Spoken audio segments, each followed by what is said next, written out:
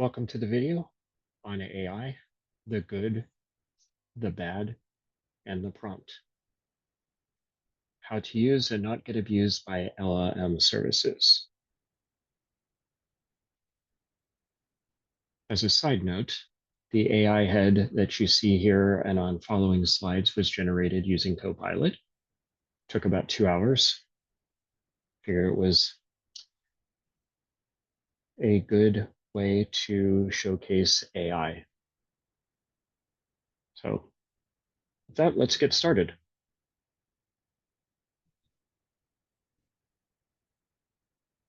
Who are you? And why should we believe you? My name is Kirk Lesser. I am owner and president of Renaissance IT Consulting. We've been in business since 2010. We are a business technology partner that looks at ways of reducing risk, increasing productivity, and controlling costs with the business partners that we associate ourselves with. I have a computer science degree. My technology knowledge goes all the way back to the Apple II days. Love technology. It's a passion of mine. And I've worked in many corporate environments before starting my consulting business back in 2005.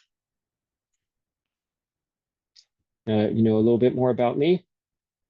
You may have heard the terms AI, artificial intelligence, and LLMs, but what are they? Let's define them. So an artificial intelligence is a use or study of computer systems or machines that have some of the qualities that the human brain has, such as the ability to interpret and produce language in a way that seems human, recognize or create images, solve problems, and learn from data supplied to them. In simpler terms, it's like having a virtual assistant that can sift through massive amounts of information and develop insights or actions that support our work and daily life. An LLM is an abbreviation for large language model. It's a mathematical representation of language that is based on large amounts of data and allows computers to produce language that seems similar to what a human might say. So, in simpler terms, like OpenAI's GPT-3, Microsoft's Copilot, Google's Gemini, it's a subset of AI that's specifically designed to understand and generate human language by processing vast amounts of text data. While AI covers a wide range of applications, LLMs focus on refining how we interact with and generate textual data. So now that we define the term, why should your business use AI? I'm fine the way that things are going. Well, according to a Forbes survey and report from 2024 of 24 top AI statistics and trends in 2024, business owners are excited about AI's potential. 64% believe it will enhance customer relationships and boost productivity, while 60% see it driving sales growth. To put it in more terms, 44% of business owners expect AI to improve decision-making. 53% expect it to reduce response times.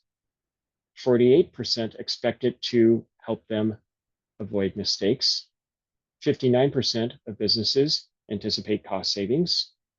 42% expect streamlined processes. 46% expect AI to enhance email communication. 30% aim to use AI to generate website copy. 41% will use AI to fix coding errors. 47% will use AI for translation and localization. And 53% aim to use AI to summarize data. Overall, 80% of businesses surveyed acknowledge that not adopting AI could jeopardize their competitive standing.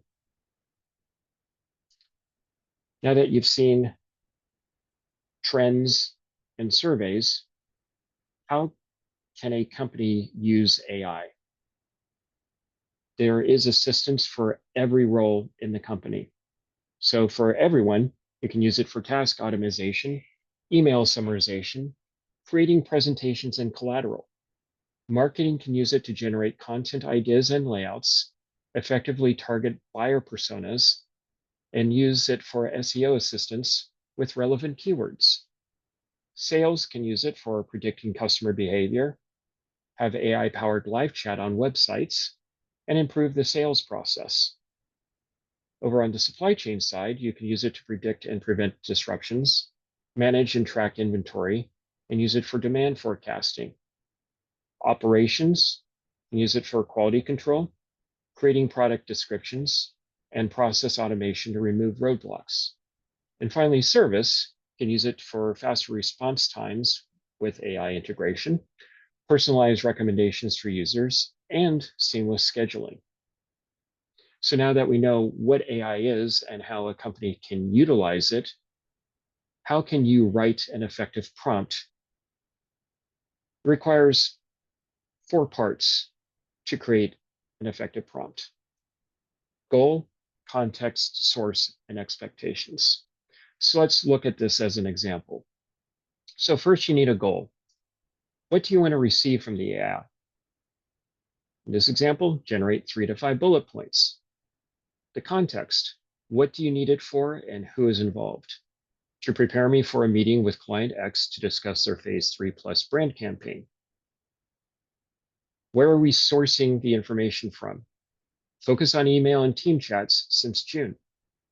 And finally, what are your expectations? What voice do you want it to be written in? Use simple language so I can get up to speed quickly. So we have an AI prompt cheat sheet to help you with best practices. You can reach out to us at asktheteam@runitconsulting.com for your copy. Now that we know how a company can use it, and we've defined the term of AI, there are some cautionary things you need to be aware of. If you release AI unregulated, it can easily lead to problems. And there are 2 cases I want to highlight here. One was a Samsung incident. Employees accidentally leaked confidential internal source code and meeting recordings while using ChatGPT. As a result, Samsung banned the use of ChatGPT among employees. In another instance, there was a case, Iovino versus Michael Stapleton Associates Limited, where lawyers at the firm used content from a generative AI prompt that was not fact-checked or verified. As a result, the motion they filed had fictitious cases and made up quotations that were not fact-checked. As a result, the judge is requiring the lawyers to justify why they shouldn't be referred for misconduct. At the very least, this is a black eye for the law firm. At the worst, they could be facing disbarment. So be aware of these inherent risks, that you might leak sensitive and personal information to AI companies when you use these prompts. If you're not checking the output of AI responses, it can lead to losses, legal, reputation, and financial.